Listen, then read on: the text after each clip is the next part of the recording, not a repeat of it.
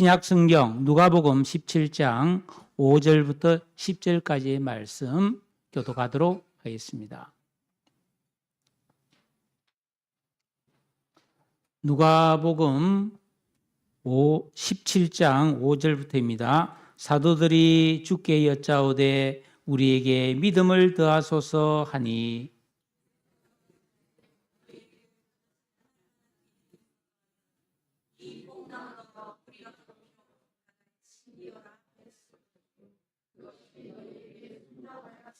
너희 중 누구에게 밭을 갈거나 양을 치거나 하는 종이 있어 밭에서 돌아오면 그들어 곧 와 앉아서 먹으라 말할 자가 있느냐?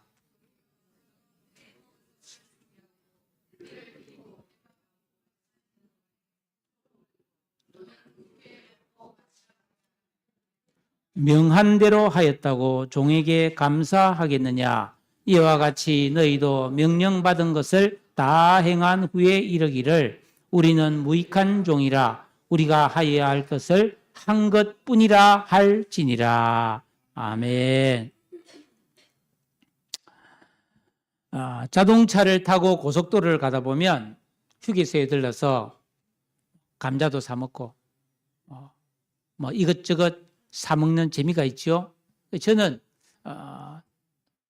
좀 자주 사 먹는 게 있는데 그 임실 치즈 거기서 요구르트를 잘 사 먹는 편이에요. 근데 그 전라북도 임실에 가면은 오수의 마을이라고 하는 곳에 아주 재미난 이야기가 하나 전해내려고 있습니다.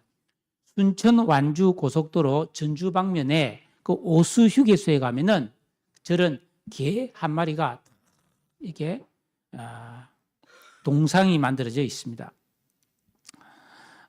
남은 땅에 살던 노인 한 분이 처자식도 없이 혼자 살면서 개 한 마리를 아주 지극히 돌보면서 반려견을 삼고 살았습니다.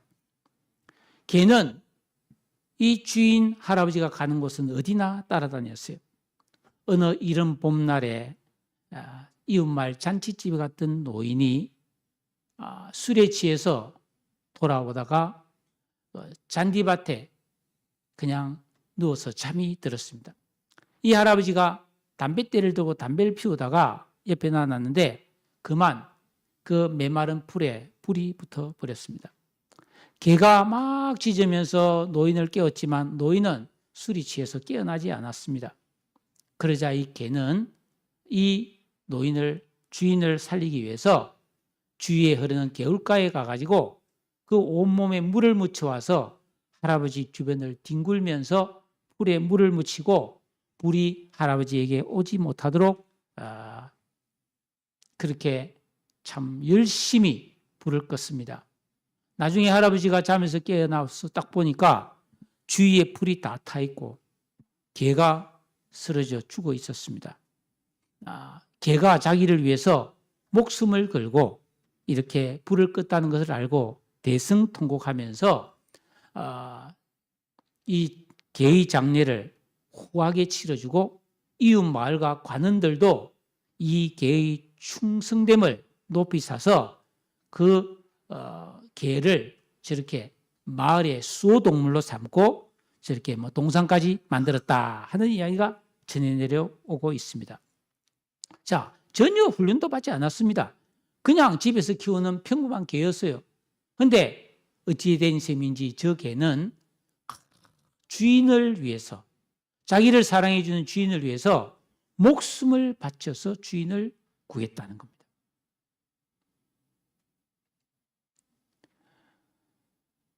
이 노인이 짓고 있던 지팡이를 그 개의 무덤에 꽂았는데 그 지팡이가 뭐 살아나서 느티나무가 되어서 자라났다. 그래서 그 개 오자를 써서 오수라는 말이 붙어서 그 말 이름이 오수의 말이 되었다. 뭐 이런 이야기가 전해내려고 있습니다.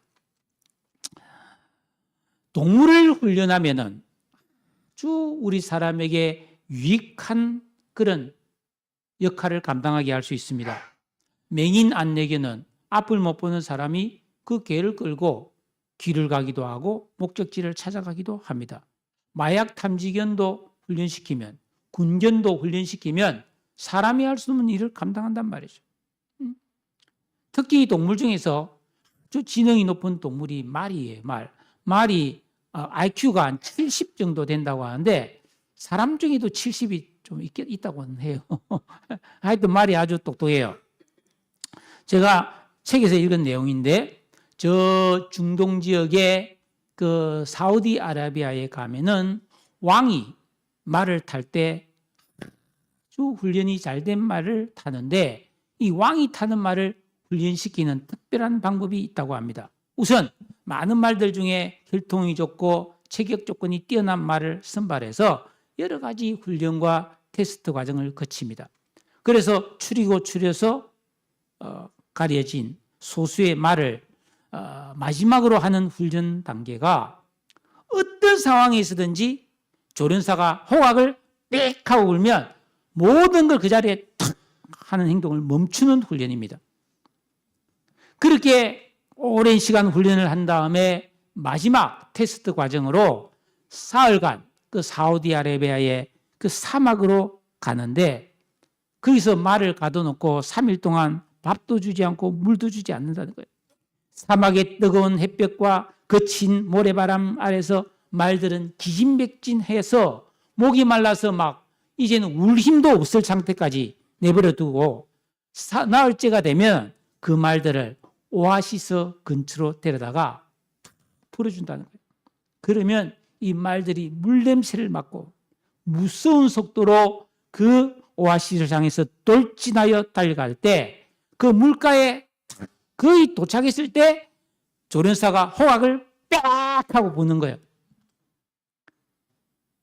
호각을 불면 멈추는 훈련을 받았지만은 대부분의 말들은 죽을 것 같은 이 갈증을 이기지 못하고 그대로 물에 머리를 쳐박고 물을 먹는다는 거예요.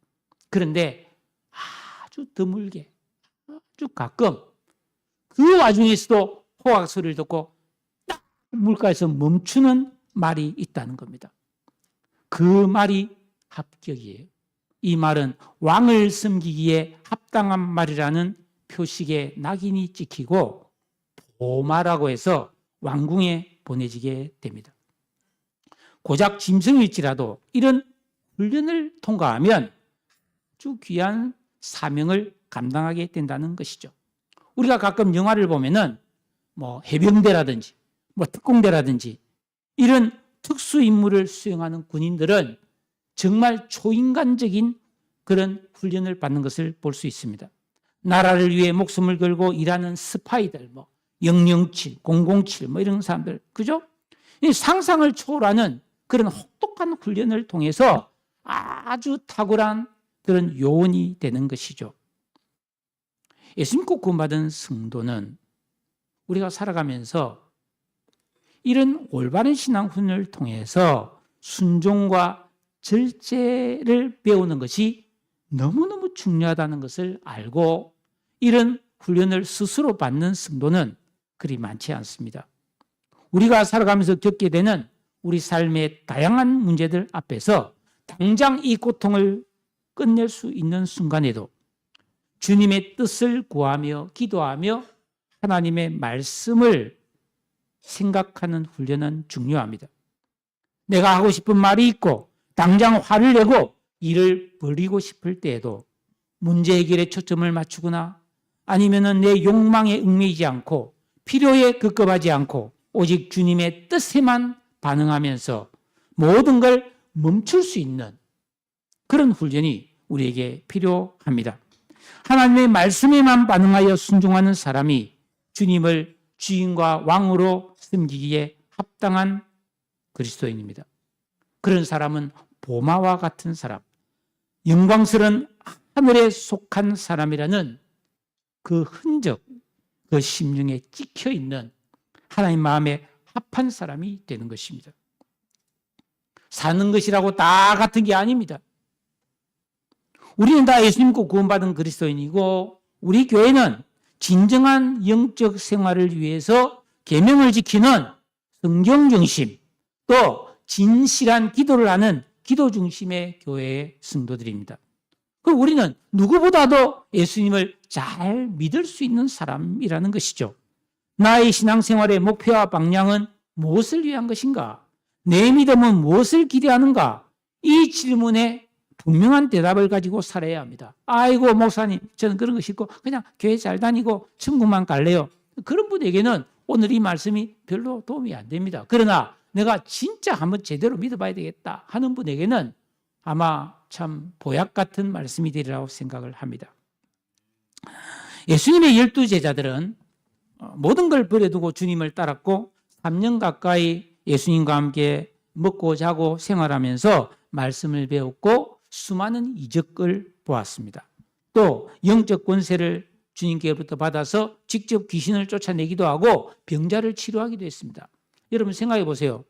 어부였던 사람이, 세리였던 사람이 그냥 평범했었는데 예수님을 믿고 만나서 주님으로부터 영적 권세를 받아서 기도하면 귀신이 떠나고 병자가 벌떡벌떡 일어나고 아이고 예수님 죽은 사람도 살리고 이런 걸 볼 때 얼마나 흥분됐겠습니까? 얼마나 인생이 희열로 가득 찼겠습니까?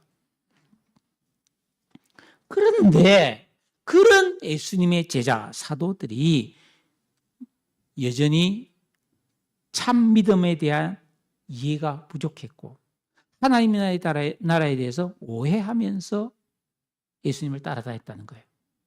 왜냐하면은 이 믿음이라는 것은 영적인 것이기 때문입니다.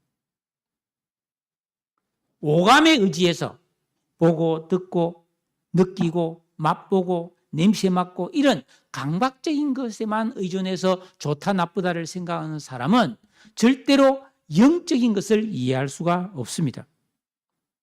하나님의 질서, 비밀을 이해하거나 깨닫기 어렵습니다. 말씀도, 기도도, 예배도, 교회의 직분도 다 영적인 것입니다.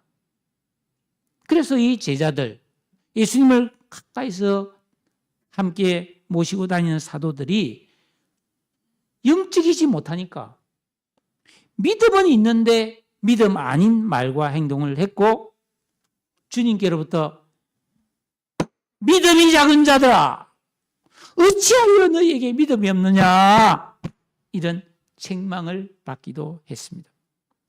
그런데 예수님은 백부장이라든지 아니면은 예수님의 뒤로 와서 옷자락을 닮았던 혈류병 걸린 여인이라든지 이런 사람에게는 야, 참 믿음 좋네, 참 믿음이 크네 칭찬을 하는 거예요.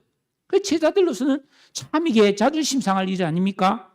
고민하다가 어느 날 예수님께 조용히 찾아와서 오늘 5절 말씀을 보면 주께 여짜오되 우리에게 믿음을 더하소서 그랬어요. 제자들은 자신들이 자꾸 예수님의 마음에 들지 못하는 이유가 자신들의 믿음이 부족하다는 사실에서 찾았습니다. 그래서 그 해결책으로 우리에게 믿음을 좀 더해주세요. 이 말은 무슨 뜻입니까? 나에게 믿음이 없는 것은 아니고 있긴 있는데 50%가 있고 60%가 있고 70%가 있고 있지만 100%가 안 되고 부족하니까 주님이 믿음을 좀 보태줘서 100으로 만들어주면 우리가 잘 믿을 수 있지 않겠습니까? 예. 성도들 중에 우리도 주여 믿음을 주옵소서 이렇게 기도할 수 있잖아요. 근데 과연 이게 맞는 말일까? 응? 제자들의 이런 요청을 받은 예수님께서는 6절에 뭐라 그랬습니까? 너희에게 겨자씨 하나 만한 믿음이 있었더라면 이 뽕나무들의 뿌리가 뽑혀 바다에 심기어라였을 것이요 그것이 너희에게 순종하였으리라. 제자들은 자신들의 믿음이 부족하다고 생각했는데 예수님께서는 아니야 믿음이 전혀 없어 그렇게 말했다. 왜냐하면 너희들에게 진짜 믿음이 있다면 그게 겨자씨 하나 만한 눈에 보일 듯 말 듯 우리로 치면 병아리 눈물만큼 있을지라도 그 믿음으로 엄청난 일을 할 수 있다 이렇게 말합니다. 여러분 만약에 겨자씨 하나일 만한 믿음이 있어도 엄청난 일을 한다면 만약에 수박통만한 믿음이 있으면 얼마나 대단한 믿음을 가질 수 있겠습니까? 여름에 여러분 수박 사다가 턱 깨 먹을 때 야, 내 믿음이 수박통만하면 됐으면 좋겠다. 아니면은 수박씨 뱉으면서 아이고 내 믿음이 수박씨만큼만 있어도 좋겠다 하고 진정한 믿음을 사모하시기를 바랍니다.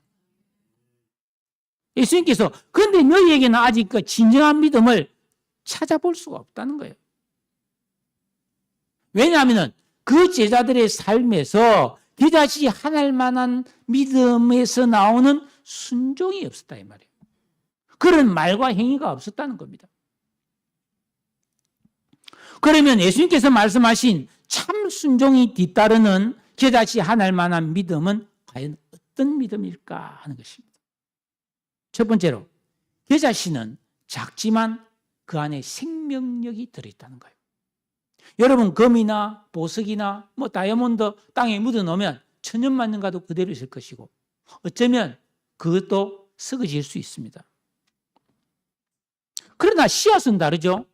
하잘 것 없어도 그것을 심으면은 거기서 기가 막힌 일이 벌어져서 싹이 나서 잎이 나고 줄기가 뻗고 꽃이 피고 열매를 맺는단 말이에요. 어째 이런 일이 벌어질 수 있습니까? 모든 사람은 태어날 때 생명이 없는 영이 죽은 상태로 태어납니다. 아기가 응애응애 태어나면 얼마나 예쁘고 귀엽고 사랑스럽습니까? 그러나 문제는 그 아이는 영적으로는 죽어 있다는 걸 우리는 기억해야 됩니다. 영적 실력이 전혀 발휘될 수 없는 다만 육체라는 것이죠. 그런데 여자의 후손으로 이 땅에 오셔서 나를 위해 십자가에서 대신 죽으신 그 예수님, 그리고 부활하신 그 살아계신 예수님을 내가 믿고 내 마음의 주인으로 모시고 영접하면 그 사람은 거듭나고 중생하여 하나님의 생명이 싹 들어와서 영이 살아나는 새 생명이 되는 줄로 믿습니다. 그러니까 예수 믿고 구원받은 사람은 새 생명이에요. 그러면 이 새 생명은 씨앗이란 말이에요. 씨앗. 예수 믿고 구원받을 때 내가 받은 생명은 씨앗이란 말이에요. 이 씨앗을 어떻게 해야 돼요? 심어서 자라게 해야 된다는 거예요. 그러니까 이 씨앗은, 이 생명의 씨앗은 반드시 자라나야 된다는 것입니다.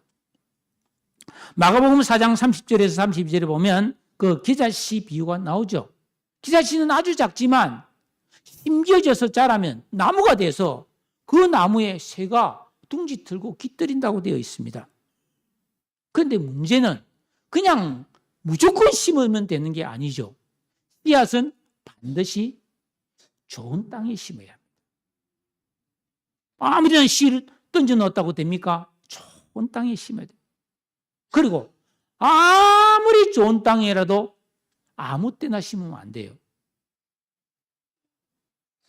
벼는 봄에 모내기를 해야 됩니다. 보리와 밀은 가을에 심어야 됩니다. 고구마 심는 계절이 있고 양파 심는 계절이 다 따로 있는 거예요. 즉 예수 믿고 구원받은 성도는 내가 새 생명이라는 생명의 씨를 가졌는데 이 생명을 자라게 하려면 하나님의 법을 알고 즉 말씀을 알고 하나님이 만들어 놓은 영적 질서대로 올바르게 믿고 순종하고 기도해야지. 그래야 내 생명이 자라난다는 거예요. 생명이기 때문에 반드시 자라난다는 것입니다. 여러분 어린아이의 특징이 뭡니까? 반드시 자라난다는 거예요. 여기 뭐 민혁이냐 준혁이냐 뭐 이런 애들도 보면 어릴 때 얼마나 조그만했어요. 얼마 안 했잖아요. 근데 다 자라서 뭐 키가 이제 부모보다 더 커지고 이렇게 자랐지 않습니까? 세 번째로 근데 이게 씨앗을 말입니다. 좋은 땅에 계절의 질서에 맞게 심어도 얘가 그냥 잘 자라기만 하는 것은 아니라는 겁니다. 잘 자라지 못하도록 많은 방해가 있는 거예요. 옥상에 우리 장로님이 뭐 고추도 심고 상추도 심고 해놨습니다. 제가 오이도 따다먹고 그러는데 아이고 며칠 전에 제가 고추를 좀 따먹으러 올라갔더니 단접병 농약을 쳤으니 절대 따먹지 마시오. 서붙이나고요. 그래서 입맛만 쩍쩍 다시면서 그냥 내려왔어요. 그렇습니다. 우리가 어떤 식물을 심고 가꿀 때 그냥 잘 자라는 게 아니고 벌레가 먹고 비바람에 넘어지고 시련이 있다는 겁니다. 그런 고난과 시련을 이겨내야 그 좋은 열매가 맺히는 것이죠. 우리도 마찬가지라는 거예요.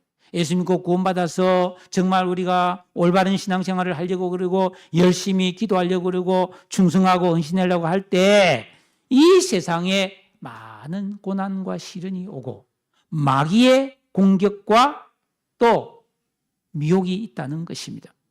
우리는 하나님의 은혜를 힘입어서 그런 고난과 시련을 극복하고 인내하면서 우리가 내 생명이 자라나고 선한 열매를 맺어야 할 줄로 믿습니다.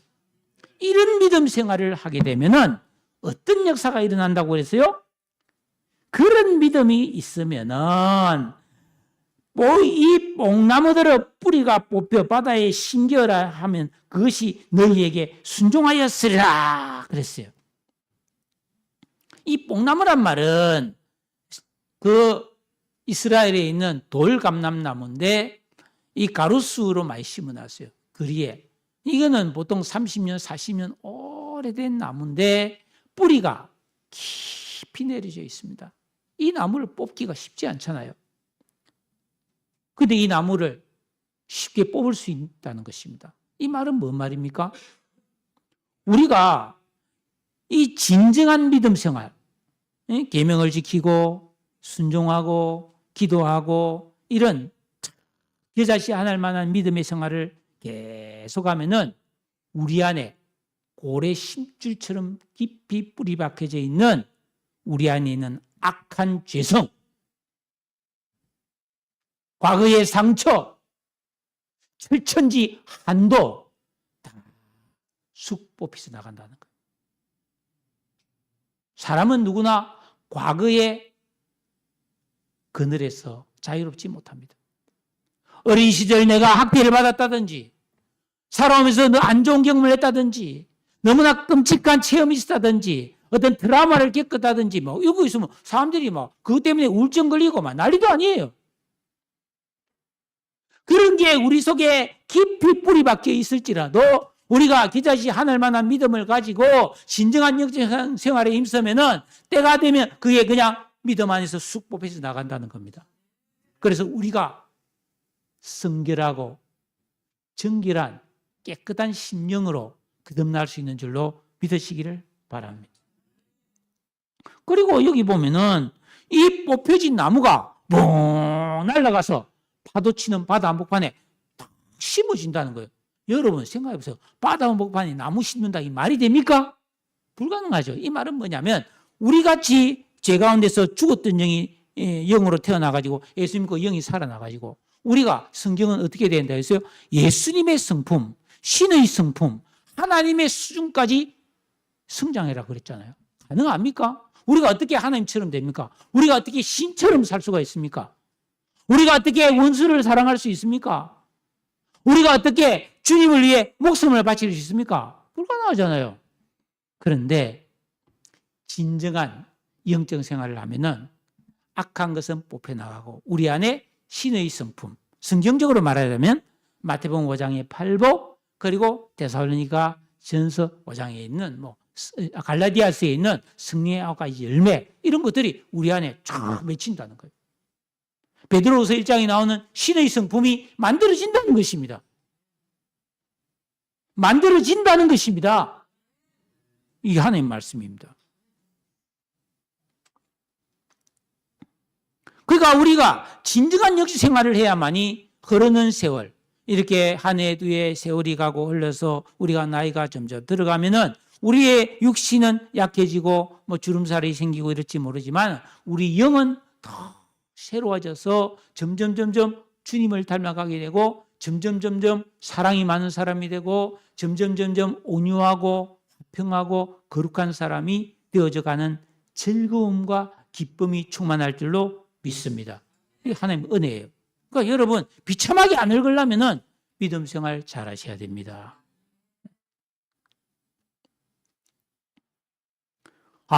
그렇게 되고 싶은데 이게 그냥 왕도가 없습니다.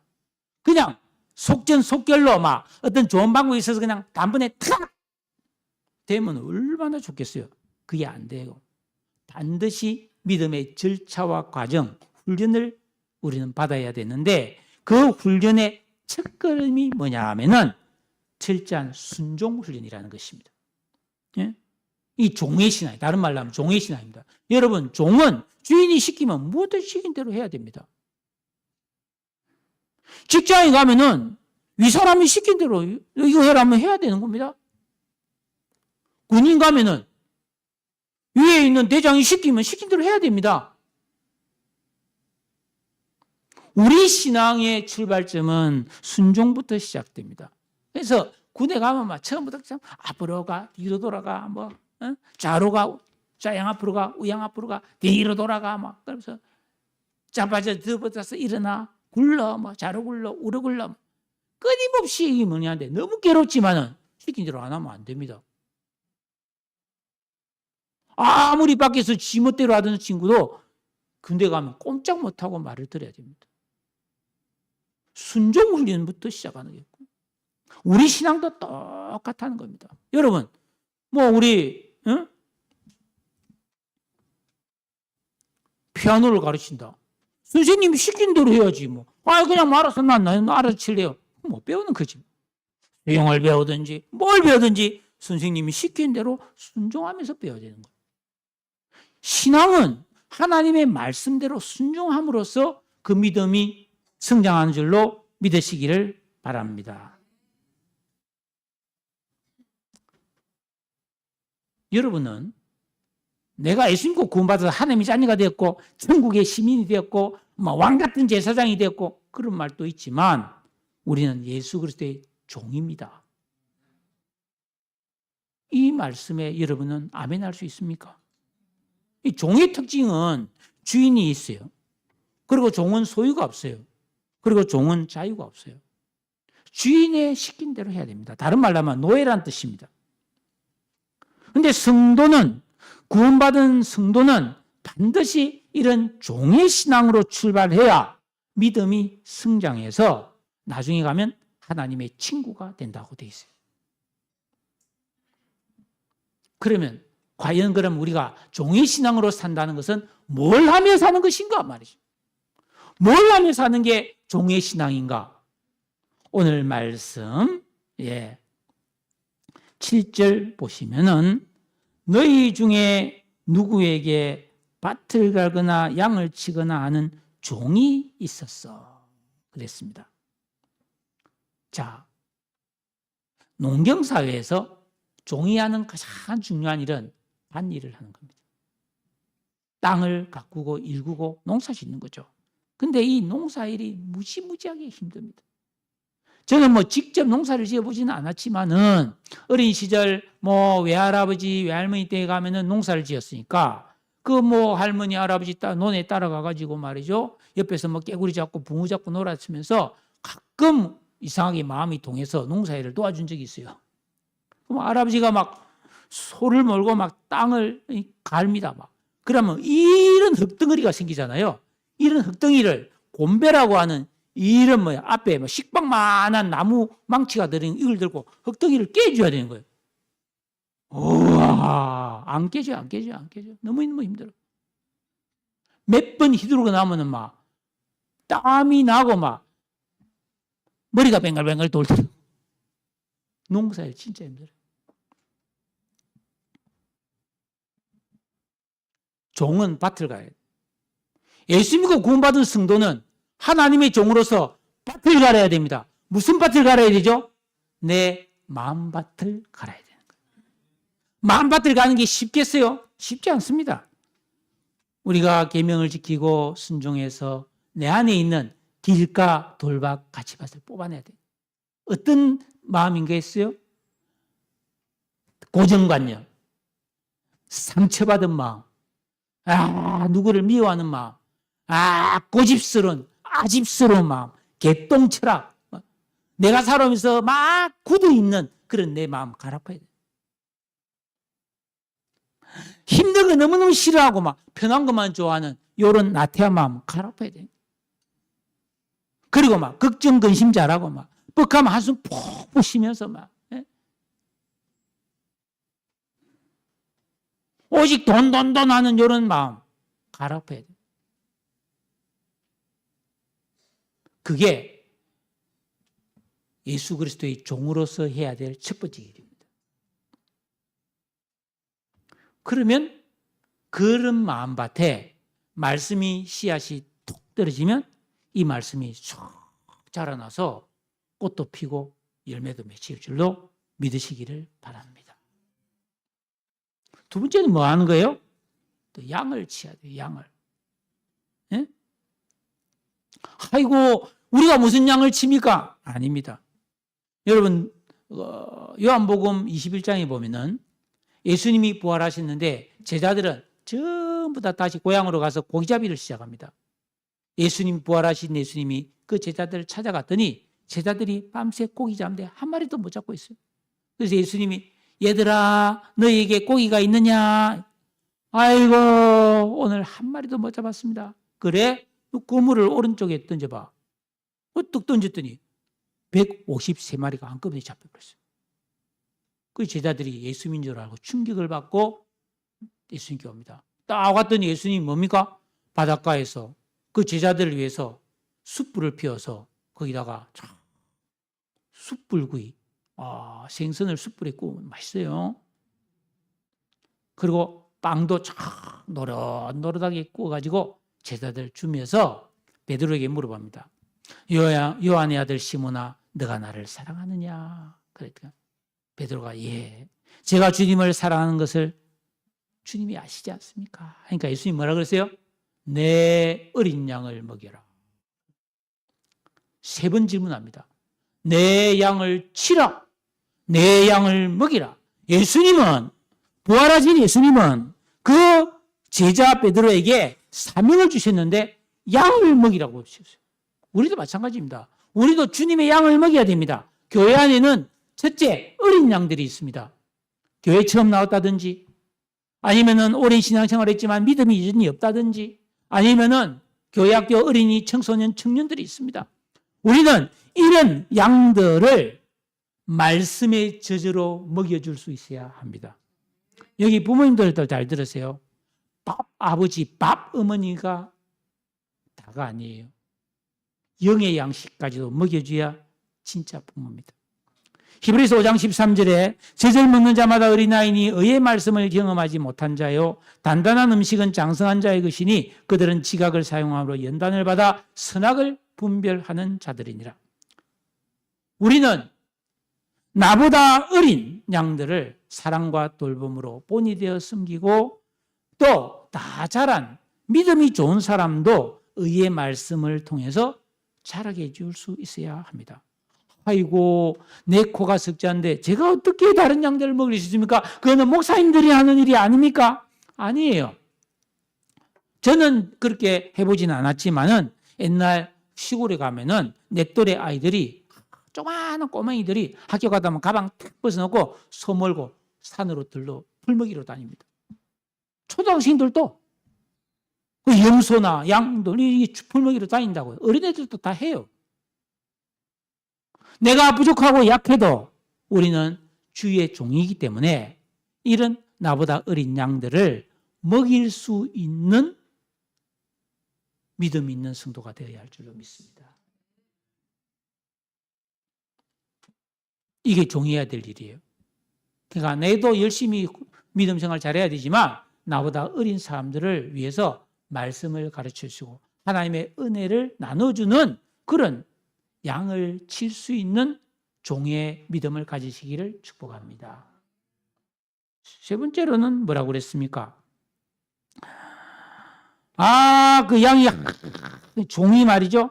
하루 종일 막 밭일을 하고 땀이 막 쩔어서 또 양을 치고 막 하고 막 완전 지쳐서 집에 돌아왔을 때 주인이 아이고 니 오늘 수고했다. 어서 씻고 와서 이 밥 있으니까 밥 먹어라. 그렇게 안 한다는 거예요. 그렇게 고생하고 온 종에게 야, 이 와서 일해. 저 일해. 또 일을 시킨다는 거예요. 그리고 주인이 밥을 쫙 먹으면서 야, 내 옆에 와서 서 있다가 내가 시키는 거 다 해. 물 가져와. 뭐 가져와. 계속 시키는 거예요. 이 말은 뭐겠습니까? 우리는 주님의 종으로서 나의 필요, 내 볼 일이 먼저가 아니고 주님의 뜻을 먼저 순종해야 된다 이 말이에요. 그러면서 주인의 식사를 대접해야 되는 거예요. 여러분, 우리는 주님께 식사를 잘 대접해야 됩니다. 그럼 어떻게 주님께 식사를 대접합니까? 성경에 보면은 대접하는 비법이 나와 있어요. 요한복음 4장에 보면은 예수님과 제자들이 어느 날 사마리아 우물가에 갔는데 점심때가 됐는데 배가 고파요. 그래서 제자들은 마을에 음식을 사러 갔어요. 예수님은 물가에 앉아 있는데 우물가에 앉아 계신데 그 사마리아 여자 하나가 물기를 오잖아요. 그래서 그 여자에게 복음을 전했습니다. 한참 지나고 있을 때 제자들이 먹을 것을 사가지고 차려놓고 예수님 식사하세요. 그러니까 예수님 뭐라 그랬습니까? 요한복음 4장 32절에 나에게는 너희가 알지 못하는 양식이 있느니라 그랬어요. 그 제자들이 우리가 먹을 걸 사러 가는 동안에 누가 먹을 것을 갖다 드려서 예수님이 먼저 점심을 드셨나? 그렇게 생각했는데 예수님이 아니라는 거예요. 요한복음 4장 34절에 예수께서 이르시되 나의 양식은 나를 보내신 이의 뜻을 행하며 그의 일을 온전히 이루는 이것이니라. 성도가 진리의 말씀을 배우고 깨달아서 하나님의 뜻대로 순종하고 기도하고 헌신하고 이걸 주님이 보면 배가 부르다는 거예요. 여러분, 여기 계신 할아버지, 할머니, 부모님들, 우리가 힘들고 어려서 온 가족이 다 배불리 못 먹고 살 때 부모는 밥을 안 먹더라도 자식 입에 밥 들어가면 부모는 그것만 봐도 배부르다. 그런 말이 옛날에 있었어요. 자식들 입에 밥 들어가는 거 보면 내가 안 먹어도 참 기쁘다. 뭐 사람도 그걸 느끼는데. 하나님은 우리 예수 믿는 그리스도인들이 하나님 말씀대로 순종하고 선을 행하고 가난한 사람을 도와주고 이웃을 사랑하고 이런 걸 보면 주님은 뭐야? 아이고 배부르다 그러신다는 거예요.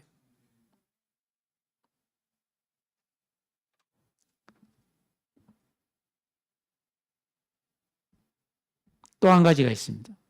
주님께 식사 대접하는 또 한 가지 방법이 있습니다. 그거는 마태복음 25장에 양과 염소의 비유가 있어요. 예수님께서 마지막 심판할 때 세상 모든 사람을 모아가지고 너는 오른쪽, 너는 왼쪽 이렇게 딱 둘로 나눈다는 거예요. 예, 악인과 의인으로 딱 나누는 거예요. 그러면서 예수님께서 오른쪽에 있는 의인들에게 뭐라 하냐면은 너희들 진짜 고맙다. 내가 배고플 때 너희가 먹을 것을 주었지. 내가 헐벗었을 때 옷을 주었지. 내가 병들었을 때 찾아와서 나를 간호해 주었지. 뭐 이렇게 칭찬하는 거예요. 그러니까 의인들이 아이고 예수님, 우리가 언제 예수님께 식사 대접하고 언제 우리가 옷을 사드렸습니까? 예수님이 마태복음 25장 40절에 내가 진실로 진실로 너희에게 이르노니 너희가 여기 내 형제 중에 지극히 작은 자 하나에게 한 것이 곧 내게 한 것이라. 우리가 굶주리고 헐벗은 사람을 먹이면 그게 주님께 식사 대접한 것과 같다. 제일 중요한 건 교회 안입니다. 형제라 그랬으니까. 여러분 만약에 교회 안에 줄인 양, 병든 양, 갇힌 양, 목마른 양이 있으면은 먹이고 입히고 치료해 줘야 됩니다. 그게 주님께 식사 대접하는 방법이에요.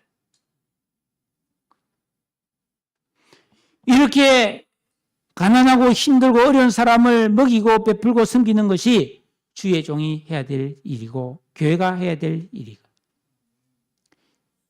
이렇게 내 마음밭을 가꾸고 그죠?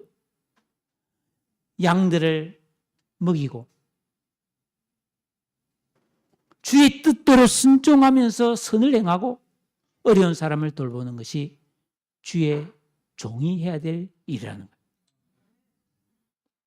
여러분들은 주님의 종입니까? 종답게 이런 믿음의 삶을 살고 계신가요? 아이고 목사님 그 너무 어려운 거 아닙니까? 그냥 나는 교회만 다니다가 천국을 가고 싶은데요. 여러분 그런데 사실은 이 세상이 다 이렇게 살고 있어요. 여러분 소방관, 군인, 경찰 다 그렇게 살잖아요. 목숨 걸고 불 속에 뛰어들지 않나요? 비행기를 타고 위험해서 떨어지는 그런 삶, 얼마나 뉴스만 나왔잖아요.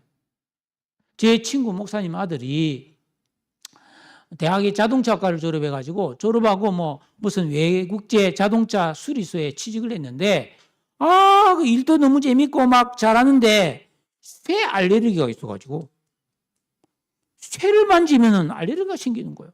희한한 게 다 있어요. 그래서 결국 못 다니고 다른 직업을 찾다가 쉬는 동안에 알바 쿠팡 물류센터에 알바를 갔다 하더라고. 이 알바가 혹독하기로 유명하잖아요. 거기 가면 몇 시간 동안 잠시도 쉬지 않고 일을 몸을 움직이고 일해야 되는 지옥의 알바라고 소문이 났어요. 그런데 끈하게 건강만 하면 누구나 시켜주고 그리고 끝나면 바로 현금을 주는 이 재미로 많은 젊은이들이 가서 하고 있어요.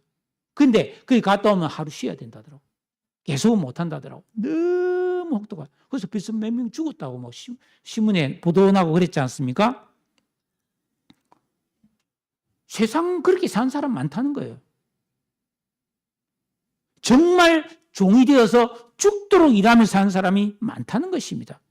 왜냐하면 그렇게 일하는 사람이 있어야 세상이 유지되고 안전해지기 때문에. 예수님 구원받은 그리스도인들은 기다시 하나의 믿음으로 분명하게 적중된 순종을 하는 종의 삶을 살아야 합니다. 그래야 만왕의 왕이신 하나님께 쓰시기 합당한 그릇이 됩니다. 그런데 우리가 결론입니다. 내가 막 양도 잘 치고 내 마음밭도 잘 갈아엎고 주님께 식사 대접도 잘하고 했어. 잘한다면 어떻게 해야 될까요? 10절 다 같이 읽어보겠습니다. 10절 말씀 시작.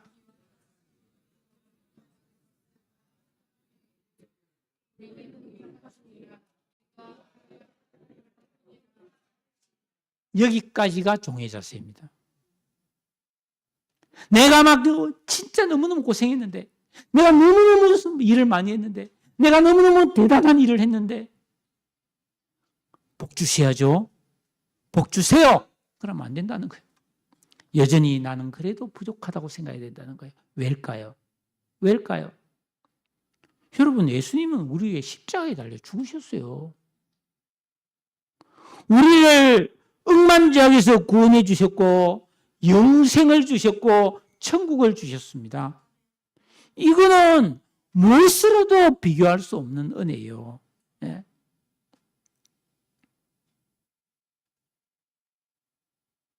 여러분 여기 우리 최용기 집사님이나 우리 여기 조성우 집사님이나 인선 직장 다닙니다.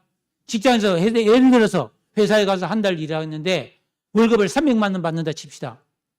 그러면은 회사에 가서 400만 원치, 500만 원치 일을 해줘야 그 사람은 회사에 쓸모 있는 사람이에요. 월급 300만 원 받는데 일은 200만 원치밖에 안 하고 100만 원밖에 못 하면은 그 사람은 그 회사에 있을 이유가 없어요. 회사로 봐서는 완전히 적자예요. 그래서 회사에서 유익한 사람이 되려면 회사에서 받는 돈보다 더 많은 일을 해줘야 되만.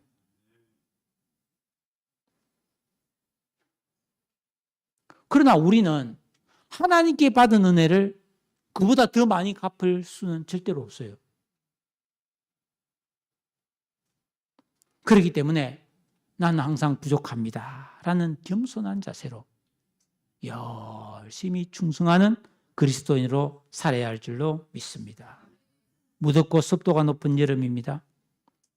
쉽게 피곤하고 지치기 쉽습니다. 그러나 기억해야 될 것은 이 뜨거운 열기와 습기를 이용해서 지금 들판에는 비가 자라고 과일나무의 과일이 결실하고 있습니다. 가을에 고개를 빳빳이 들고 있는 벼는 틀림없는 축정입니다. 우리는 이미 받은 하나님의 은혜를 무엇으로도 갚을 수 없는 무익한 종들입니다. 그러나 그런 믿음으로 사는 성도를 하나님은 이리 와 이리 와 너는 나의 벗이야 주인의 즐거움에 참여해 하고 우리를 높여주신다는 것입니다. 진정한 믿음은 이처럼 기사시 하나일 만한 것만 가지고도 충성되고 신실한 순종을 통해 주님의 뜻을 이루고 선한 사역을 감당할 수 있습니다. 이런 믿음이 교회를 교회답게 하고 성도를 더욱더 거룩하고 은혜롭게 살게 합니다. 그리고 우리의 삶을 더욱 가치 있게 하고 하늘의 상을 준비하게 하는 거룩하고 지혜로운 길입니다. 사랑하는 성도 여러분, 이 길을 갑시다.